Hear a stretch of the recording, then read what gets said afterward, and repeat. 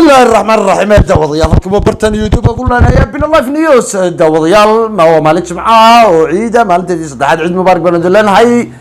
dadkana daawanayo waa barnaamijkeeni ama barnaamijkii ku soosanaa dooda sharciyada Soomaaliland hadaba barnaamijkan waxa aynu ku casuunay Mubaarak Cismaan aw Ali oo ku sugan caasimada Hargeysa sida oo kale waxa iyaguna si toos ah khadka ugu jira oo khadka kala socda dad iyagu ku sugan dalka Ingiriiska Djibouti iyo Hargeysa hadaba dadkaasi waxa kamid ah محمود حسن محمود oo ku sugan ariga Ingiriiska sidoo kale Mawlid Geedi oo isaguna ku sugan dalka Djibouti geesta kale waxaan kala qayb qaadan doonaa dhageystayaal iyagu ku sugan caasimada Hargeysa oo uu kamid yahay Xuseen Xasan hadaba dadkaas oo isku jira dad aqoon-yahano isla markaasna falaqaya arrimaha siyaasadda Soomaaliland ama sharciyada Soomaaliland oo ah qaarkoodna ay ka cabanayaan hadaba barnaamijkaasi toos ah waxaan uga su'aalnay Sheekh Mubaarak oo ku sugan Hargeysa isla markaasina xagga sharciyada takhasus ku ah ama wax ka yaqaana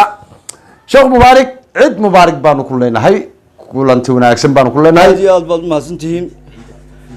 marka hore waxaan hambalyeynaa dhamaan bulshada muslimiinta meel kasta oo ay joogaan gaar ahaan bulshada Soomaaliland reer Hargeysa iyo dhamaan inta taqaan magacayga iyo muuqayga Sheekh Mubaarak cid Mubaarak baanu ku leenahay dhamaan ummadda islaamka iyo ummadda Soomaaliland ba way ku maqlayaan doodeenan maxaad ka oran lahayd arrimaha sharciga iyo doorarka ka maqan waxaan oran lahaa meesha waxa ka maqan doorkii golaha wakiilada ama waxa dejinta sababta xeerarka imka lagu dhaqaa dalka waxa xeerarkii aadan cadde xilligiisii iyo Janaal Maxamed Siyaad Bar hadii la eego xeerka afka ciqaabta iyo xeerka ciqaabta guud ee Soomaaliyeed ay ku dhaqano sidoo kale civil code-ka iyo waxa weeyaan civil code-ka iyo civil procedure code-ka ama xeerka afka madaniga iyo xeerka madaniga waxaana la doonayaa in la iswaafajiyo sharciyada islaamka xeerarka la waafajiyo sababtoo ah waxa asal u ah xeerarkeena sida qodobka shanaad ee dastuurka Jamhuuriyadda Soomaaliland sheegayo sharciyada islaamka anigu waan la fogeeyay xeerka ciqaabta guud 39 qodob oo sharciyada islaamka si toos ah uga hor imanaya ayaa jira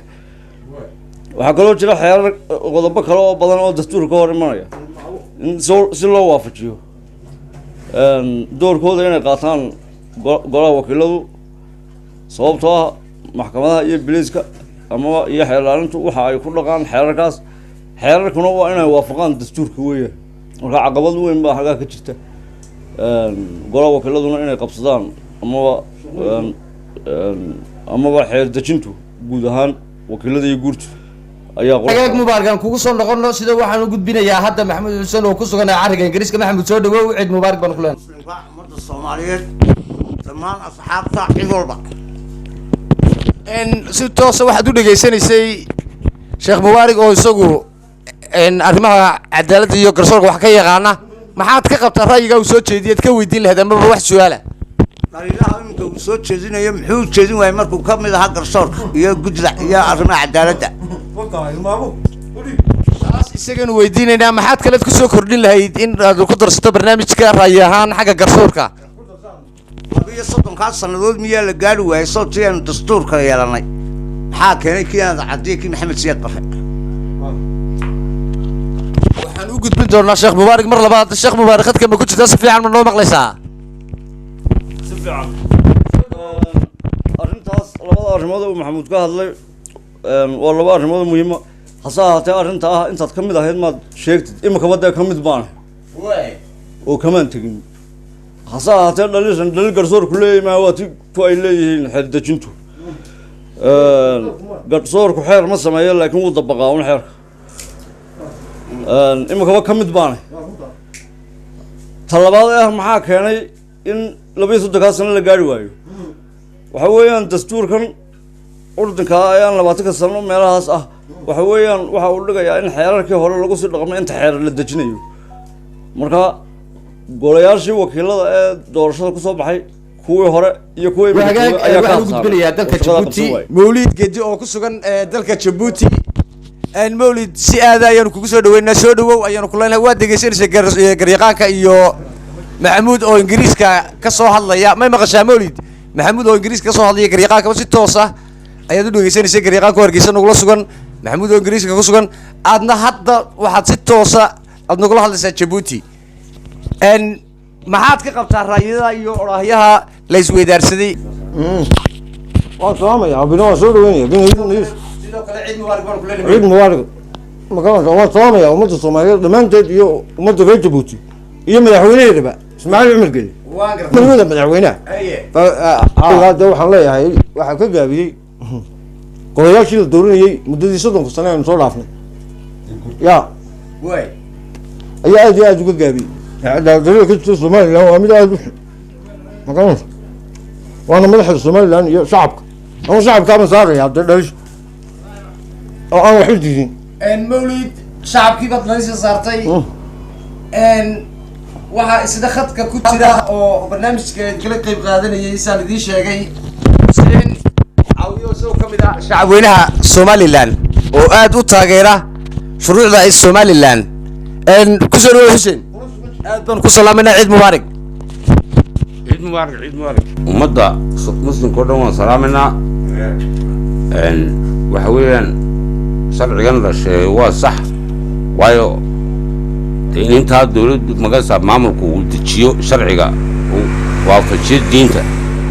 اسمع كان لو حكومة موقع لنا وايو تستور كي زياد برية كي هذا العده أيوة بالله أو لعيب لعي وقتي ما دعي أيوة بالله تذكر الطبوع مركا ولي شرع الدجين إن صد الصناعة ولي شرع الدجين لسمينه واللي مستذكر استشعب كايو دولته السلام أنا كنا قلنا شيخ مبارك ليش شعبك شعب وين هذا بتقار كم ده عدكود والمغلسي شعبك إنجليزي كنا قنبض مغلسي هرجيسك كل شيء بعد مغلسي ما حد كسو كردين كرتا هذا الله أتكلم هذا هاي ما تشيران مس ما تشيران لا صودمي shacabku wuu wanaagsan yahay anugu ma dhaleelayo cadaalad darraa jirtana ma lihi hase ahaatee waxa weeye xeerar gaboobay baa jira oo aan iminka la jaan qaadi karin oo dembiyada ay sheegayaan tusaale ahaan xeerka ciqaabta guud ee Soomaaliyeed aynu ku dhaqanno oo kale dembiyadii kacaanku wixii ka hor yimaado oo kale dilka lagu xukumayay amaba Soomaaliya kala goynteeda oo kale dambiga ka dhigay qodobadii baa ku jira marka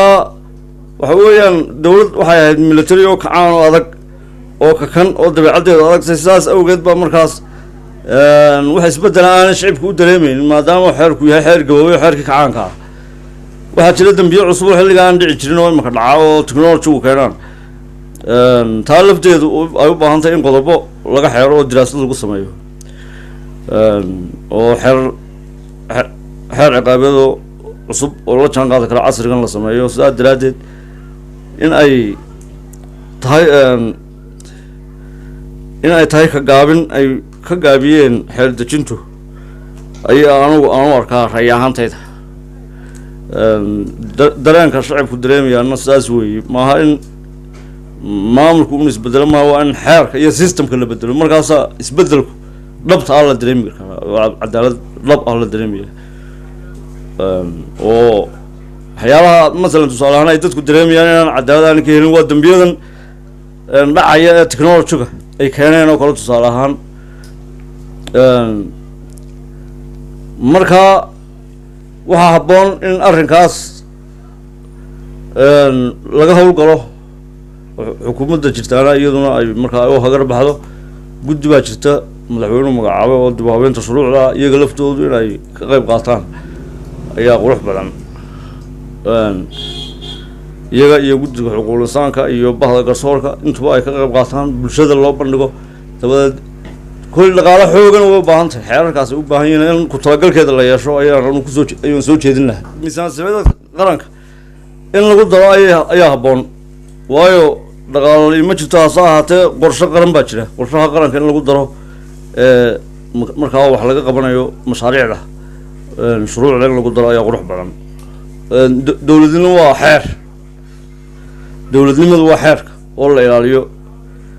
dowladda ay ka xeer casrisan tahay ay ka horumarsan tahay sida ay u ilaalisana waa ay uga wanaagsan tahay dowladaha kale halka barnaamijkaas la socoteen وبرتان يوتيوب كلنا بين لايف نيوز ودي كيما يا مقالة هرقيسة دارجة برنامج بولدينج نيجي نمر كله هو ده كل متجو برنامج كاسيد هذه هنا يعني عبد السمد حمد الله في أمان الله.